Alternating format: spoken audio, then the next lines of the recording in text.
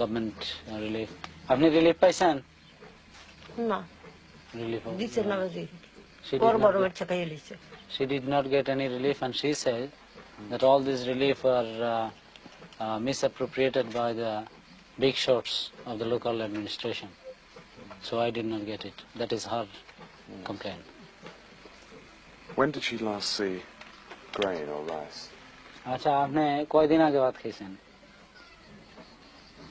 বাত রোজার গেছে যে রোজার পরে 30 বাজে জুতা হবে না তো মাগে দিয়া। রোজা কয় মাস হবে এটা? It's 3 months she did not see a single plate of rice. She's just surviving on the gruel from flour. Tell me something. How do people living so poorly and eating so badly, not eating at all, how do they survive? Of army surplus biscuits and consignments of tents on which is written, important campers, don't forget to have fun.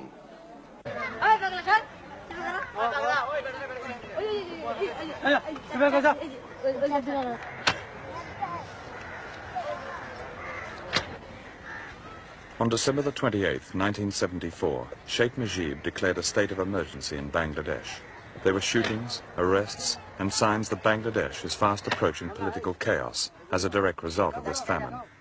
Of course, it used to be said that starving people disturb nobody, and this certainly applies to the thousands of dead in this horrific cemetery. But Bangladesh is at the center of Asia, with borders on China, India, and Burma. And when those who somehow manage to survive this famine are finally in political turmoil, they will, I'm afraid, disturb everybody.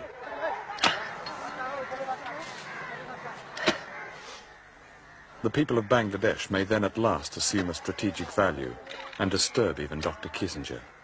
They may even disturb the United Nations, which ignores its own charter by its meanness to Bangladesh, and the Soviet Union, which heaps so-called friendship on Bangladesh and little else, and Australia, which mocks Asia with cliches about partnership while its surplus wheat stays in its silos, and the so-called internationalist common market, whose behaviour toward the starving of Bangladesh is that of a mean little burger. And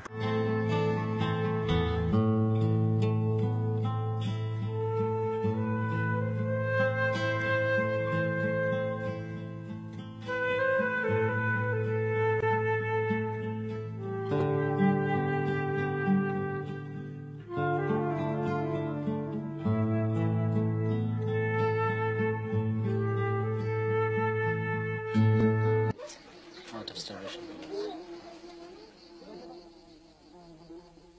Prime Minister, we have seen in villages situations which show no food at all. People have come up to us and said, we are eating leaves, we are starving, we have no food, we're not getting it from anywhere, quite close to Dhaka. Why should this be so? You see, that is the, some of the places this happens, but we have our open, free kitchen everywhere. The people are welcome to come there. And they have come. And our camps, still we have not closed our camps. Of course, we have not closed the camps. The people have started working in the fields now. But, of course, this trouble is there. Such a serious flood and serious famine. We have not suppressed the news. We have already declared in the parliament that around about 27,000 people have died by starvation and by disease. We have not hid anything from anybody. It's a fact, natural calamities. It seemed much worse than I expected in August. I've seen outside relief camps people being turned away because the camps are full. Granted that you have set up these grill kitchens, but it seems that many, many people, perhaps tens of thousands of people, are simply not getting food in this country. It's not correct. ছবিটি তোলা যায় সেই পরিকল্পনা নিয়ে তারা ব্যস্ত রয়েছে। আজকে স্পষ্ট করে একটি কথা বলতে চাই, ৭২-৭৫-এর শাসনামল সে তো দারিদ্র্যের তীব্র পশাঘাতে জর্জরিত হওয়ার শাসনামল। সে তো প্রতিটি মা বোনকে ৭২-৭৫-এর শাসনামলে বাসন্তী বানানোর ইতিহাসের শাসনামল। মা তার সন্তানের ক্ষুধা মিটাতে না পেরে কচুর লতি সিদ্ধ করে তাতে বিষ মিশিয়ে সপরিবারে সেদিন আত্মহত্যা করেছিল। পত্র পত্রিকার পাতা খুললেই আপনারা সেদিন দেখবেন। তাই তো রফিক আজাদ বলেছিল, ভাত দে হারামজাদা, নইলে মানচিত্র খাবো। মাননীয় স্পিকার, নারী নির্যাতন এত ব্যাপক আকার ধারণ করেছিল যে ৭২-৭৫ শাসনামলে কোন যুবতী মেয়েকে নিয়ে মা তার মেয়েকে রাতের বেলা নিজের ঘরে থাকতে পারতো না। মুজিব বাহিনীর তাণ্ডবের অত্যাচারের অতিষ্ঠ হওয়ার কারণে রাত নাবার সাথে সাথে মা তার যুবতী মেয়ের হাতটি ধরে জঙ্গলে আশ্রয় গ্রহণ করত। মাননীয় স্পিকার, শুধু এখানেই শেষ নয়, ১৯৭৪ সালে শান্তি সেনের স্ত্রী অরুণা সেন, পুত্রবধূ রীনা সিনহা এবং হনুফাকে যেভাবে অত্যাচার করা হয়েছে, হালাখোকা চেঙ্গিস খানের বর্বরতাকে সেদিন ম্লান করে দেওয়া হয়েছিল। যুবক ছেলেরা যাতে প্রতিবাদ করতে না পারে, রাতের বেলা রক্ষী বাহিনী দিয়ে বাড়িতে বাড়িতে তল্লাশি করা হয়েছে। রক্ষী বাহিনীরা যুবক ছেলেকে রাতের বেলা ধরে এনেছে, আর দিনের বেলা তাদের লাশ যেখানে সেখানে তাদের বাবা মা দেখতে পেয়েছে। আজকে কথায় কথায় যারা বলেন যে জিয়াউর রহমান নাকি বাংলাদেশে খুনিদের খুন করেছে, আজকে তাদের উদ্দেশ্যে বলতে চাই, ৭২-৭৫ শাসনামল তৎকালীন পত্রপত্রিকা, বিদেশি বিশেষজ্ঞদের, জার্নালিস্টদের যদি মন্তব্য করেন, নিজের চেহারাটা আয়নায় আপনারাই সত্যিকার অর্থে দেখতে পাবেন যে ৭২-৭৫ সালে কারা বাংলাদেশে খুনের রাজত্ব কায়েম করেছিল। মাননীয় স্পিকার, আজকে প্রশ্ন করতে চাই, ১৯৭৪ সালে ১৬ই মার্চ জাসদের গুলিতে, জাসদের মিছিলে গুলি চালিয়ে সেদিন ৫০ জন জাসদ নেতাকে হত্যা করা হয়েছিল। শুধু তাই নয়, জাসদের অফিসে সেদিন আগুন ধরানো হয়েছিল, তাদের পত্রিকা গণকণ্ঠ সেদিন সিজ করা হয়েছিল। ঢাকা বিশ্ববিদ্যালয়ে ৭ জন মেধাবী ছাত্রকে মেশিন গানের গুলিতে সেদিন নিশ্চিহ্ন করেছিল কার শাসনামলে? মাননীয় স্পিকার, আপনাকে প্রশ্ন করতে চাই, আমি প্রশ্ন করতে চাই, ১৯৭৩ সালে পাবনার জেলখানা থেকে ৫ জনকে রাতের অন্ধকারে দ্বীপচরে নিয়ে যে নির্মম নিষ্ঠুর ভাবে হত্যা করে বাংলাদেশের ইতিহাসে প্রথম জেল হত্যার ইতিহাস কারা সৃষ্টি করেছিল? মাননীয় স্পিকার, আজকে প্রশ্ন করতে চাই, মাননীয় স্পিকার, আপনার মাধ্যমে সরকারি দলকে সমগ্র বাংলাদেশে আওয়ামী লীগ দুঃশাসনের বিরুদ্ধে, আওয়ামী লীগ দুঃশাসনের বিরুদ্ধে সমগ্র বাংলাদেশে জাসদ নেতা কর্মীরা সেদিন প্রতিবাদ করেছিল। আজকে জাসদ মহাজোটের অংশ হয়েছেন, খোশ গল্প করছেন, নিজেদের অস্তিত্ব ভুলে গেছেন, বিগত দিনের ইতিহাস ভুলে গেছেন। সেদিন ৩০,০০০ জাসদ নেতা কর্মীকে সেদিন হত্যা করা হয়েছিল।